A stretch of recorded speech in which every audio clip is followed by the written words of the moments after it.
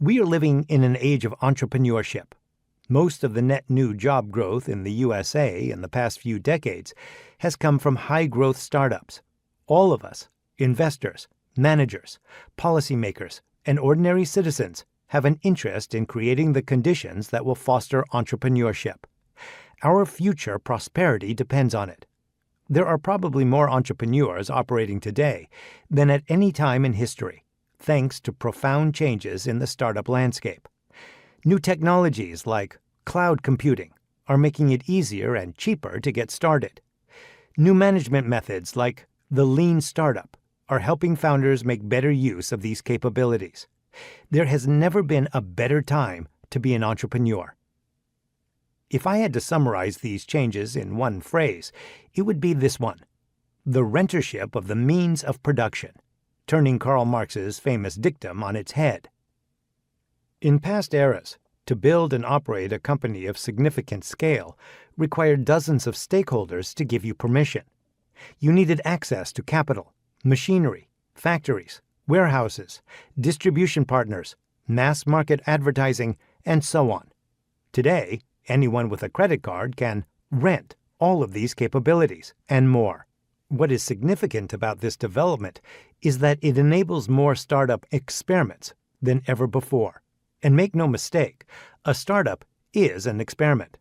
Today's companies can build anything they can imagine, so the question we are called on to answer is no longer primarily, can it be built, but rather, should it be built? We need these experiments more than ever.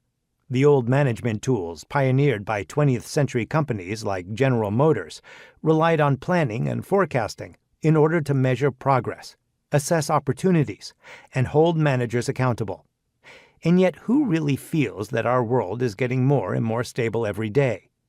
Successful new products require constant, disciplined experimentation, in the scientific sense, in order to discover new sources of profitable growth. This is true for the tiniest startup, as well as for the most established company.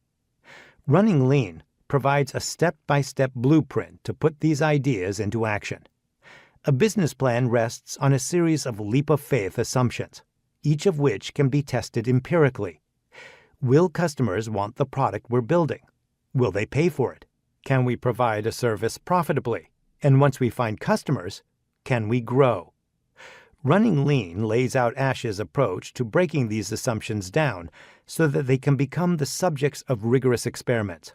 Running lean's simple, action-oriented templates provide tools that startups in all stages of development can use to help build breakthrough, disruptive new products and organizations. It's been just about 3 years since I first wrote the phrase lean startup in a blog post that a few dozen people read. Since then, these ideas have grown into a movement, embraced by thousands of entrepreneurs around the world, dedicated to making sure that new products and new startups succeed. As you listen through Running Lean, I hope you will put these ideas